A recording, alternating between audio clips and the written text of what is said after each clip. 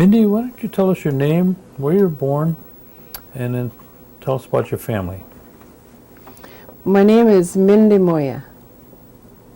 The name that I was born with is Marilyn Clark in Red Lake, Minnesota. My father is an Ojibwe. My mother is an Oneida, and she was born in Oneida. And their names?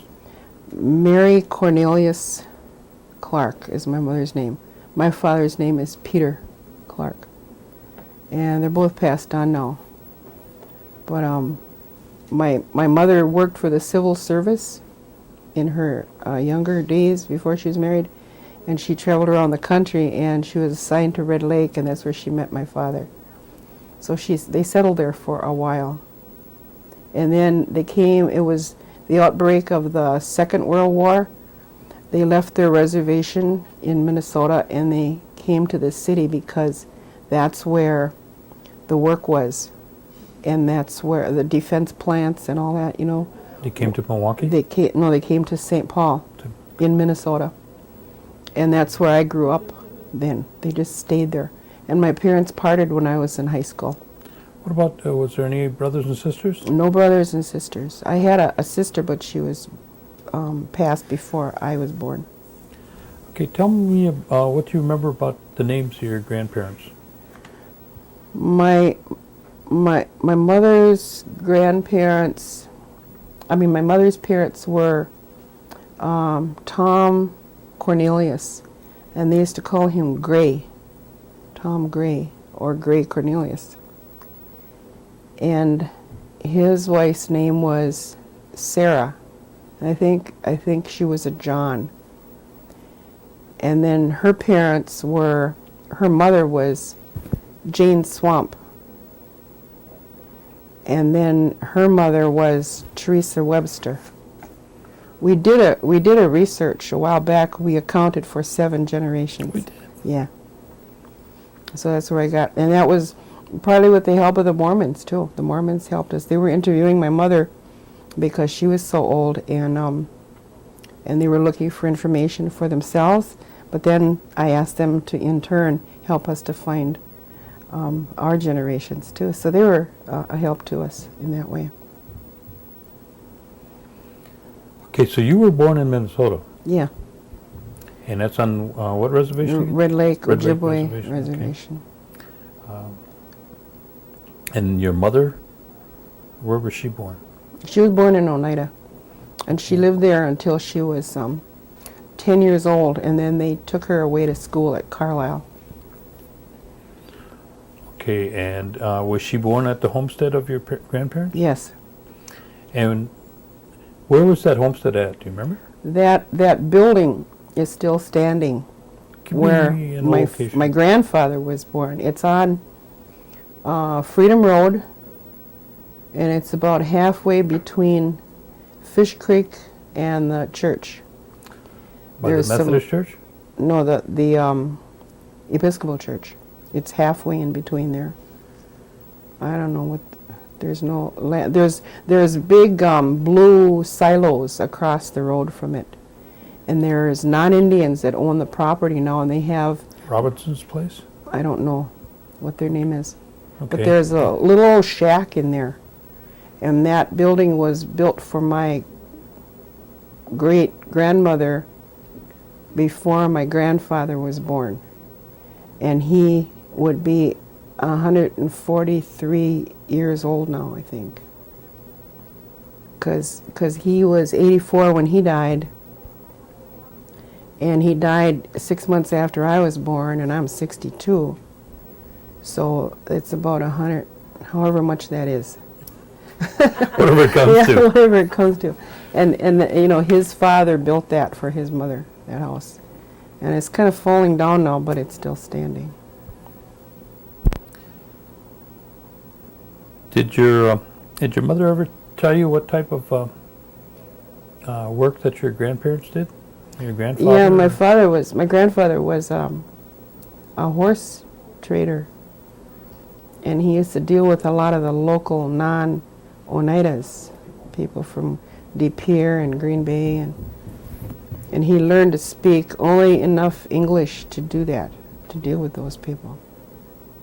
And then my grandmother was organist at the church, and so they Which church? At the Episcopal Church. Episcopal Church, okay. So they used to go to church every Sunday then, the whole family, and they traveled by horse and buggy. And I just loved to hear my mother tell stories about those days, with her sisters. They would talk. A lot of times they would talk in Oneida, and I couldn't understand everything, but they would interpret for me a lot of times. Now, I didn't learn the language because my father didn't speak my mother's language, and my mother didn't speak my father's language. So they had to communicate in English, and that's the way I grew up. Now, was there brothers and sisters on your mother's side? Yeah, there was 9 in the family, Big family. and only one of them stayed there after they grew up. Do you remember their names? Brickman Cornelius was the one that stayed, and he stayed pretty active with the Episcopal Church. I think he was a lay reader there. He used to interpret for the priest. And but he died at a fairly young age. I think he was in his 40s. And then the rest of them all scattered. I had 3 aunts in Minnesota, and there was an uncle in Arkansas. And I think some of the other ones died when they were young. You didn't remember their names? No. Okay. So the times are the stories that your mother would tell you about Oneida then, Yeah. when she was living there and growing up. Yeah. Tell us, can you remember some of the stories that she shared with you when she was a girl? Well, mostly just that they used to work hard.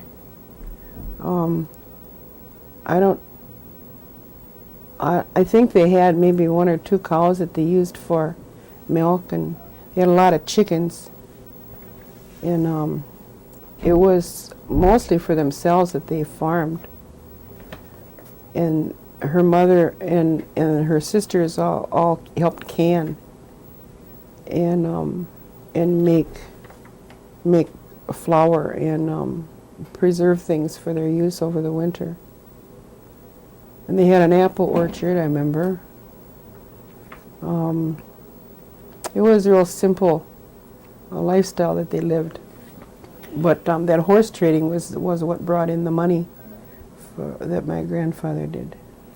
Now, tell me again, you say your mother left Oneida about what time? She first left when she was 10 years old because they took her away, her and her two of her sisters, and they went to Carlisle. She didn't come home till she was 16, and She went to boarding school. and yeah, And that then- was where at? at Carlisle. Okay. And then her mother died, and she came home and stayed with her father for a few years, and then she went into the civil service. So she was maybe 18 or 19 when she left, and then she really didn't go back for a long time, like maybe 40 years. Did she mention to you the type of training she had at Carlisle? Was it office work? No, it was domestic. Domestic? Yeah. Okay. Okay, then she came back from Carlisle, and she stayed with your grandfather, Yeah. and then she left again? Yeah. And tell me the story about that. Well, I think they got into a fight. I think he got into a fight with all his children because they all left. The one uncle, I remember hearing him say he would never go back there again. Or I said when I left there I would never go back, and that was because he was mad at his dad. And so I never knew the man, so I don't know what kind of a man he was, but I don't think there was a real good relationship with his family, the way it sounded to me. But then nobody would ever say that. They would never really put it into words, what happened. Well, then your mother went to work with the government. the government? Uh-huh. Was that the Bureau of Indian Affairs? I guess it was. She called it the civil service. And where was that location at? Well, I don't know where she joined up with them, but she was sent to Wittenberg and Toma, and then she went down to Southwest Mescalero Apaches she worked with. And then she went to northern Minnesota. She was sent a lot of different places that I don't recall all of the places. And that's where she met your father. Yeah. And, all right, can tell us a story about from the time that, or whatever story she told you when you were born in the Minneapolis area, or Minnesota area. Minnesota. Mostly it was about riding in the horse and buggy. Horse and buggy in the summertime and a horse and sleigh in the wintertime. And they used to have long skirts and ruffled petticoats and button shoes, high top button shoes. And she even had a little hook that she showed me. They used that to button their shoes. And then she talked about the flapper stage. Tell me about that. I guess it was like our disco stage, and that where they had their hair real kind of glued down to their head. They had maybe waves in it, and it was real short. And then they wore shapeless dresses. They were kind of straight up and down. And then they would dance. What is that dance they did? I can't remember the dance they did. Well, wasn't the jitterbug? No, Oh. that was my. The flapper? The flapper stage was Charleston. Yeah. And they would do that. And I saw pictures of my mother and her sisters in that kind of garb, and it was cute. It's funny. What do you remember about Minnesota? I remember that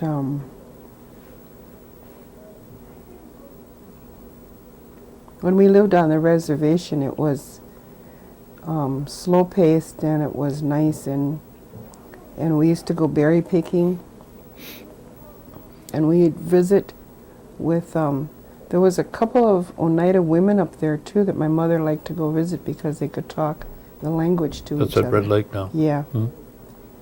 And so she would go visit them, and I remember one place we'd walk either on the road. It was 2.5 miles to get into town, and in the summertime it'd be real hot. And so in order to be cooler, we'd go through the woods. And I liked most of that, except at one point there was ants. And they made big ant hills. And I had to go past that ant hill to get across this little creek. And I wanted my mother to carry me, but I was, maybe 5 years old, and I must have been heavy, and she says, you could come across there. Oh, I didn't like to go there, but I don't know, ants were not vicious creatures, but I was so scared of those ants. And then we would walk through the woods, and it was quite pleasant then. My mother would break off branches of trees to use to scare the mosquitoes away. And we would walk through the woods all the way into town then, and get our mail and do whatever shopping she had to do, and then we'd come back. And I didn't have any close neighbors with children, so I grew up pretty much on my own with somewhat of an imagination. My mother said that I used to sound like 2 or 3 children playing out there, and I would be talking to myself, making different voices and everything, and I had to pretend a lot. Then I went to school when I was 6, and I had a cousin that was about my age, and she and I were close, and we started school. We were in the same class and everything, and we happened to get the same coats. My mother ordered from a catalog, and her mother ordered from a catalog, and when we got our coats, they were the same. And it was by coincidence, and so everybody called us twins. And we stuck up for each other pretty much in school, and But she didn't live close by, so after school, you know, I would get off the bus and she would go on home. And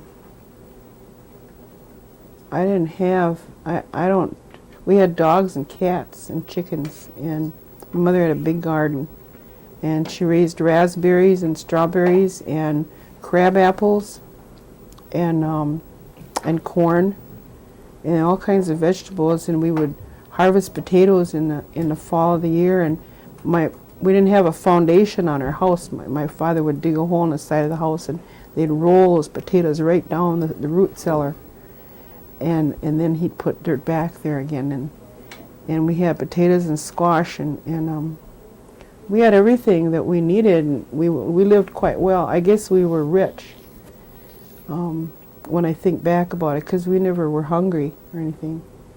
And my dad used to work at the mill, and there was a big truck that came to pick him up, and a whole bunch of guys would be on there. You know, they'd pick them all up, and they must have worked 12-hour days, because they'd leave early in the morning and they wouldn't come back till after dark at night.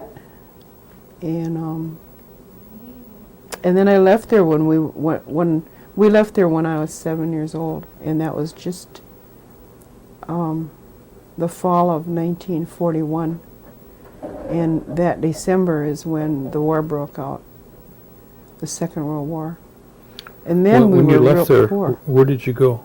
We went to St. Paul. St. Paul. St. Paul. My mother's sister lived there, and we stayed with her for a couple of weeks, and then we found a place to live, and then my dad couldn't get a job there, so he went on to Chicago and stayed there, and he got a job in Gary, Indiana, but my mother stayed in St. Paul, and my dad used to come maybe a couple times a year to come back and make sure everything was okay. I suppose they communicated by letter. And then I grew up in the city after that. So I only went 1 year to the reservation school. And then second grade on, I was in the city, and I grew up in the city. And Was your mother still working in St. Paul with the government service? no, she wasn't with the government service anymore. She did domestic housework, domestic help she was. And she did day labor. And she built up quite a reputation for being a good housekeeper, house cleaner, because she didn't have enough time to give to all the people that wanted her. And she didn't have to look for work. I mean, it kind of came to her. And we moved around a lot, though, and she wanted to be with me, like to send me off to school and to be home when I got home. But doing day labor, she couldn't do that. And so she got a job as a housekeeper for a man who was a widower, and his mother lived there, and she was not capable of keeping house anymore. And then he had three daughters that were home yet, and a son. And so my mother kept house for them for a while. And then she also kept house for a farmer out in Prior Lake, Minnesota, which is about 40 miles south of St. Paul. And we were there for about a year, I guess, and that was the same kind of situation too, where she kept house for these the farm hands, you know, that stay there. The farmer that hired her and his wife lived somewhere else, and his wife was a school teacher, and she didn't want to do that kind of work, so he hired my mother, and I stayed right there. It was nice because my mother was home all the time then. Yeah, but she was still earning money and a place for us to live. Well, my dad was always off working somewhere. He was picking potatoes somewhere, and he did factory work and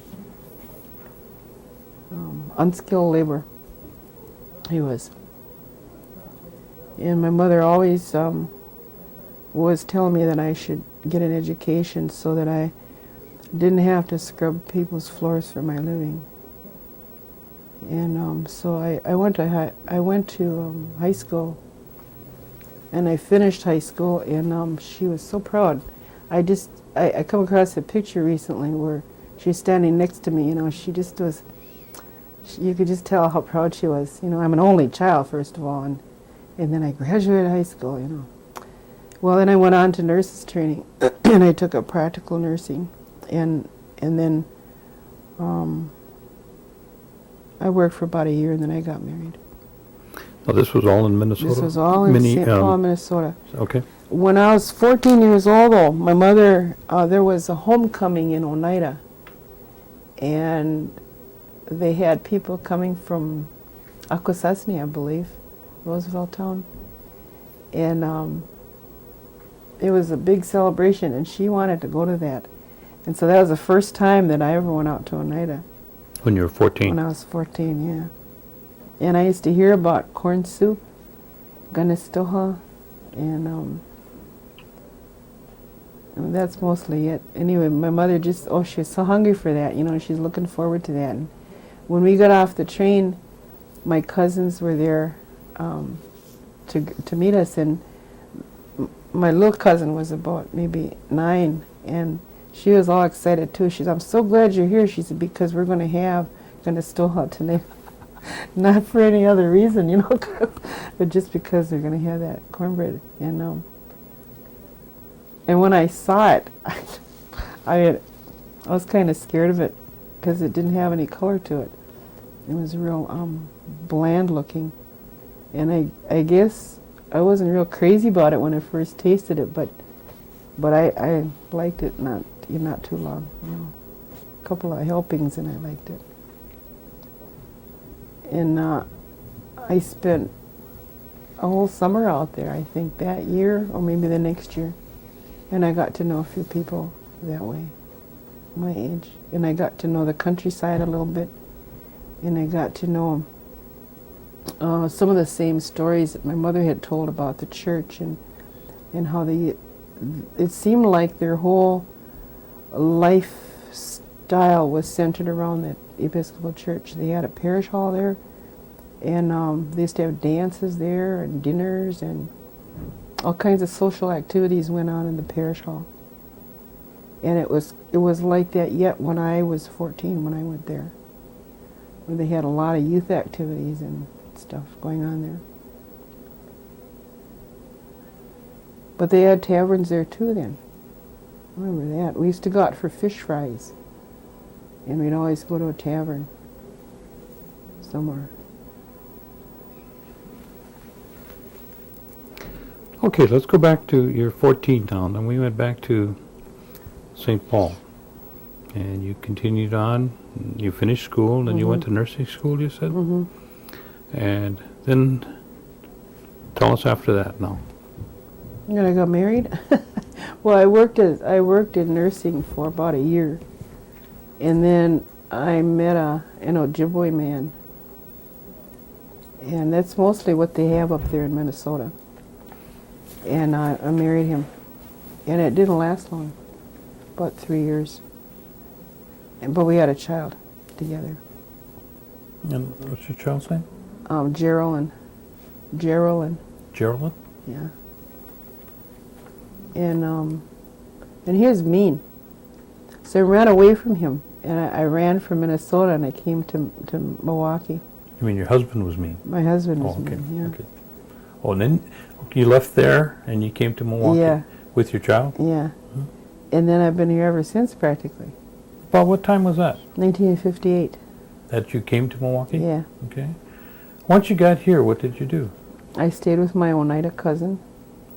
She helped me a lot and took care of my child. And well, I got a job right away in a hospital. And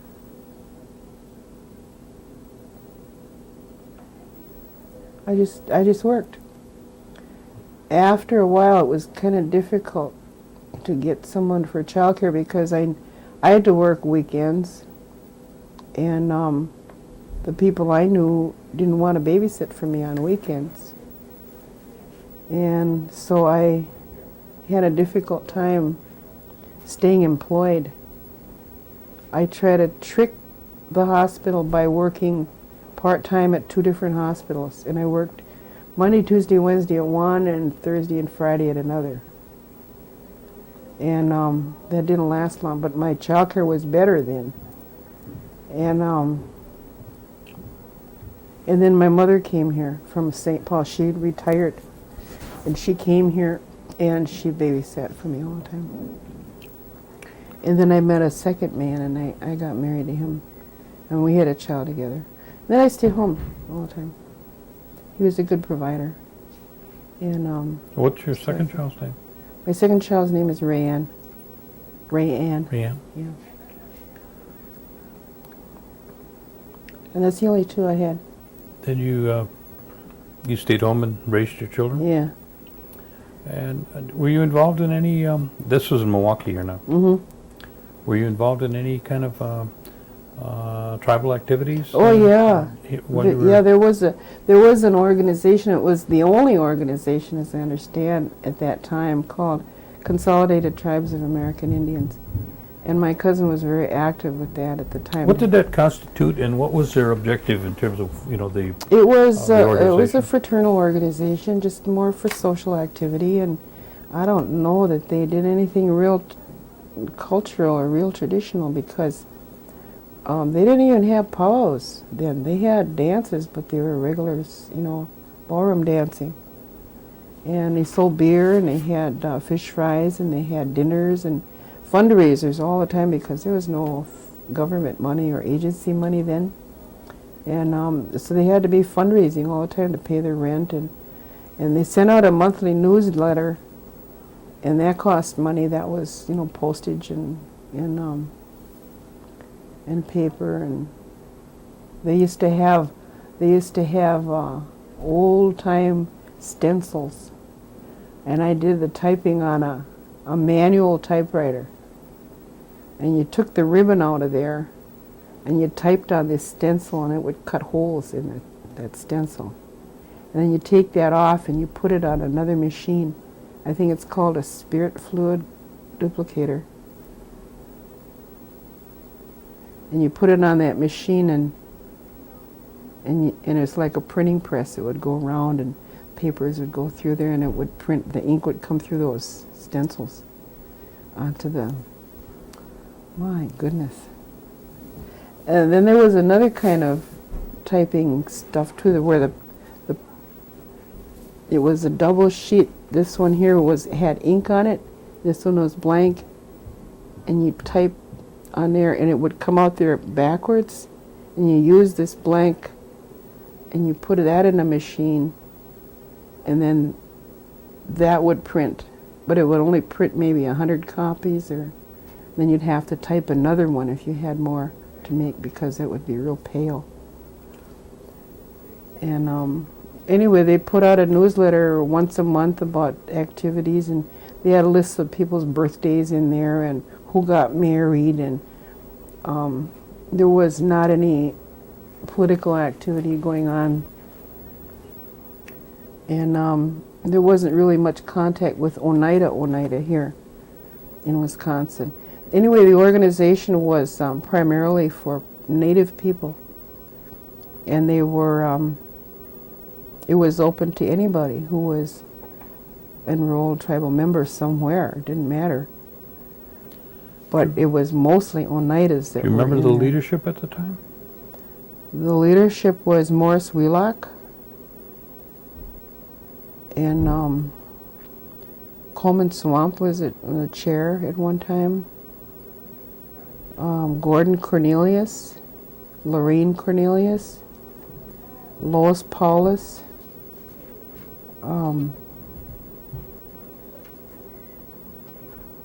Ruth Coleman was in there too somehow. Maybe she was just active. And Clara Cameron is an Ojibwe woman.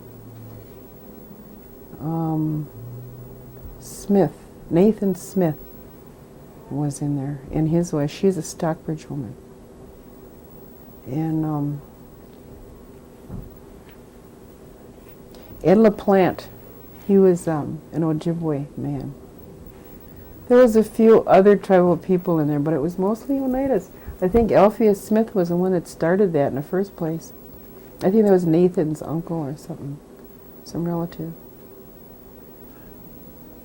About what time did, do you remember what year it was, or about what time did you moved from Milwaukee back up to Oneida? 1984.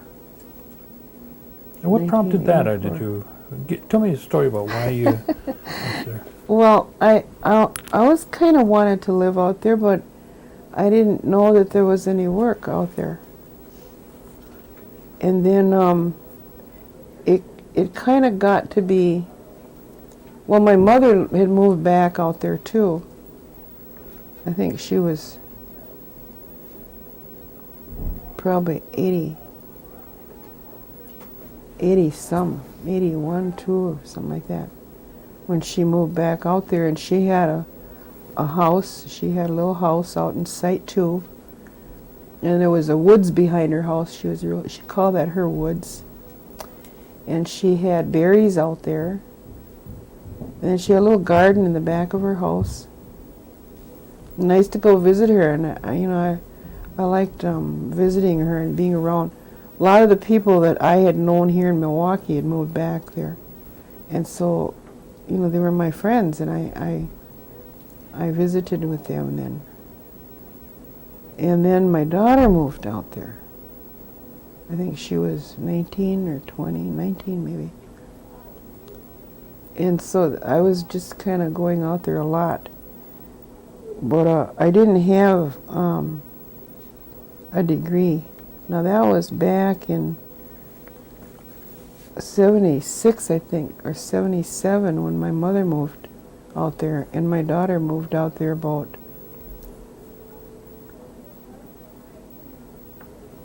maybe 80.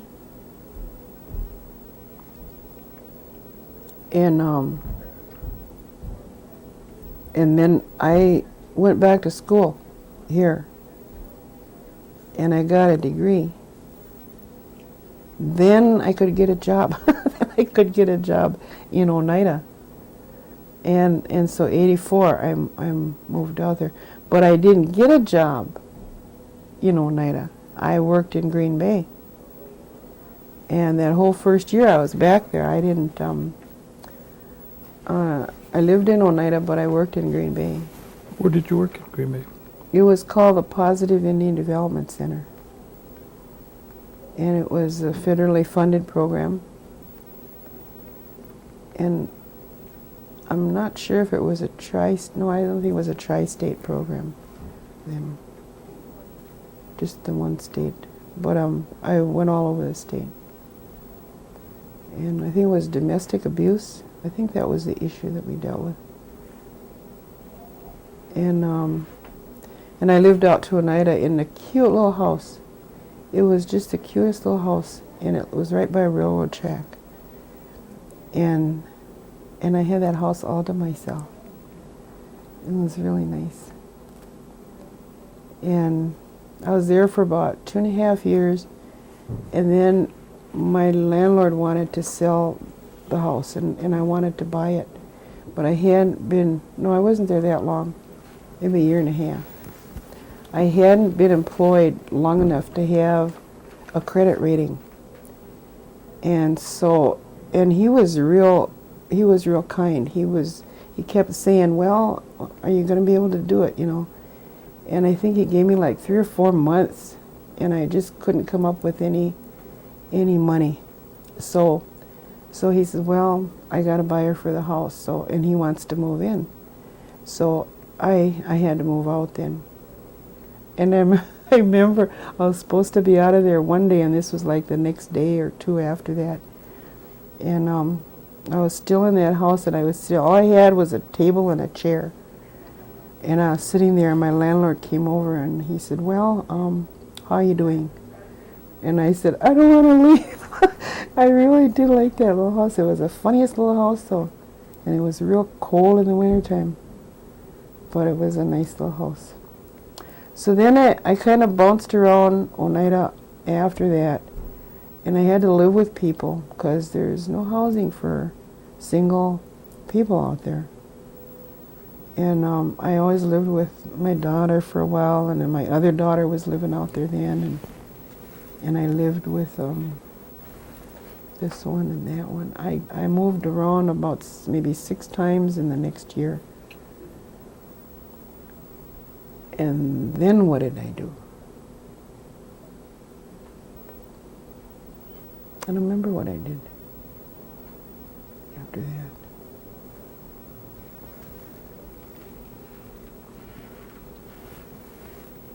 I don't remember what I did. Okay, all right. There was a time in your life that you became, how would I say, more aware of the things that were going on in the Longhouse. Mm-hmm. I think you always had some information about it, Oh, yeah. but I think you became, I guess you'd call it more aware. Mm-hmm. Do you want to tell us anything about that? Yeah, I was still living down here in Milwaukee, and my friend Lorraine asked me if I wanted to go along to strawberry ceremony in Oneida, Ontario. And so I said, sure. And so I went. That was the first time I'd ever gone to the Longhouse. And I liked it. And after that, I would make trips with the people from Oneida that would go out there. And it was always ceremony time, you know. I guess the Gully Wheel, we went out for that. Midwinter, we went out like every year for about 3-4 years. But mostly in the summertime, strawberries, and I think they had green corn and maybe harvest. But there was, and I don't know the exact years that happened, but there was more traveling back and forth. And before I ever got out to Oneida,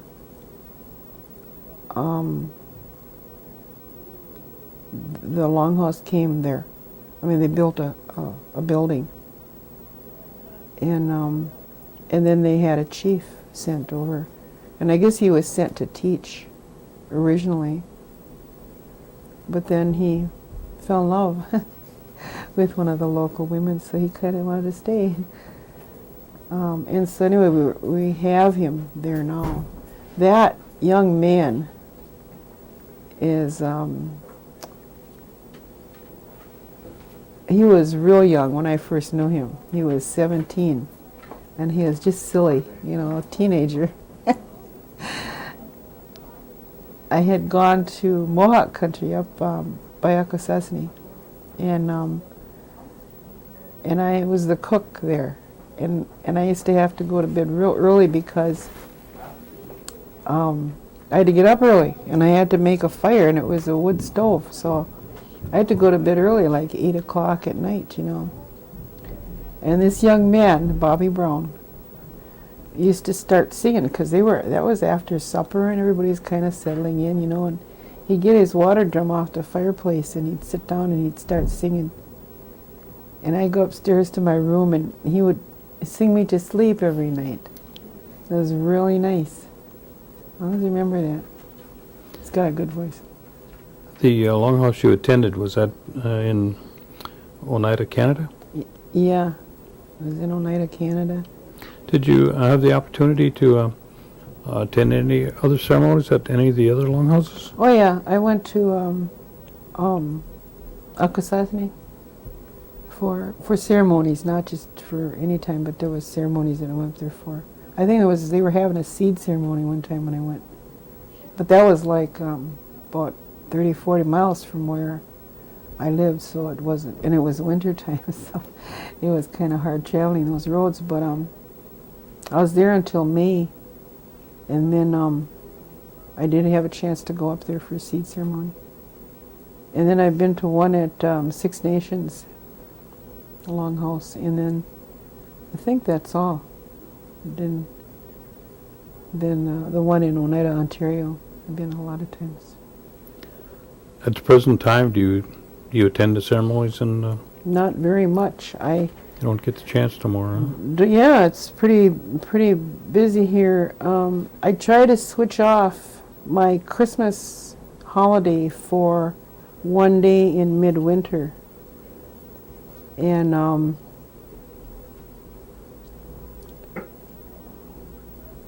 I was gonna go up one of the days in midwinter, and one of the days when the van from here goes up. And we had was a traveler's advisory that day, so they wouldn't go. So that was the only day that I had. I wanted to, when they have the turning of the ashes, and that's when I wanted to go. So I didn't get to go. Do they have a group here in Milwaukee that participates as a group with the Longhouse? No, not as a group. Or just individuals? Individuals, yeah. Okay. Last year I took a bunch of people up on a van for all 4 days of the midwinter. But this year nobody asked to go. So we didn't make a trip for that then. What's your understanding of the Oneida tribal government, and do you have any relationship with it? Well, I have a relationship with it in that I work for it. And in what capacity? And I've learned, well, I am, at the present time, I'm a community educator organizer for the Southeastern Oneida Tribal Services. Can you kind of give us an overview of, what that office is about? Well, from the way we understand on, we've been in it, this agency has been in existence for about 3 years. There was a group of Oneidas in Milwaukee that felt they deserved some of the benefits that the Oneida people up north were getting, and so they organized to form this agency. And in those 3 years, and I've been working here a little over 2 years, in that time I've learned to be a bureaucrat. I understand the people out there want to know about their culture. They come here to learn beadwork, singing, dancing, leather craft, how to make outfits. They want to know about eagle feathers.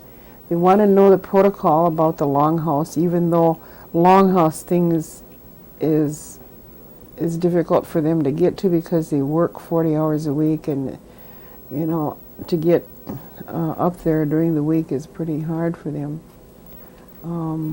As individuals, they do that when they can. The political part of it, they take more of an active role, mostly because they know that it's going to affect their own well-being, and maybe they want to retire and go back to Oneida. I know people my age a lot of them have done that. The people that I met down here in Milwaukee have gone back home. And of course, that is their home there. And I don't feel like that's my home because I wasn't raised there. So I think some people still have that desire to go back there one day. Not everybody, but some do. And but as far as this agency can teach and make cultural awareness available to them, we have videos, we have books that they can, and they do use those a lot to research their own history, and but there is no real group effort to make say a longhouse group. There are some groups that do grandmother moon ceremonies, and whether that's part of Oneida culture, I don't know. We have a talking circle group of people, and I'm not sure if there's a dance group being formed, but we do mostly secular things, contemporary like there's a nice movement for the veterans. They've got a group here now, and they got their own shirts and their own flags and everything, and they go places with that. And then they take part in the Oneida political scene a little bit more than they do in the traditional cultural scene. And I'm familiar with both. What about the Summerfest? Is that Indian Summer? Explain to me, is that more social, or is that any political situation in there? Or? I don't think there's any politics in there. I mean, outside of the individual agency politics that they might have. But I don't think there's any politics in there. There is, I know one group that there is not Indian that passes out information about environmental issues, and that's Honor. Yeah, they do that. But as far as the Indian agencies in there, I don't think there's any political stuff going on. I forgot to ask you if you have any hobbies that you do Me? besides being a nurse at one time. At one time, yeah. I gave that up a long, long time ago. The nursing or the hobbies? Yeah, the nursing. I didn't like it. I worked for the VA, and that's real bureaucratic. And I've always been kind of against that kind of authority, you know. I question authority all the time. But I've kind of mellowed out now in my old age to working along with it, I guess. What was the second part of that? Oh, my hobbies. Mm-hmm. My hobbies. Not much anymore, and I'm really kind of sick of myself because I don't do anything. I get done here. This is pretty much my life here. This is your life. Yeah, I come to work and I stay late a lot of times. I work on weekends. I mean, this is all work. Everybody else here has their own families, and I don't. And so I think, well, I'm available. You know, I can do that, and I'm always volunteering to stay.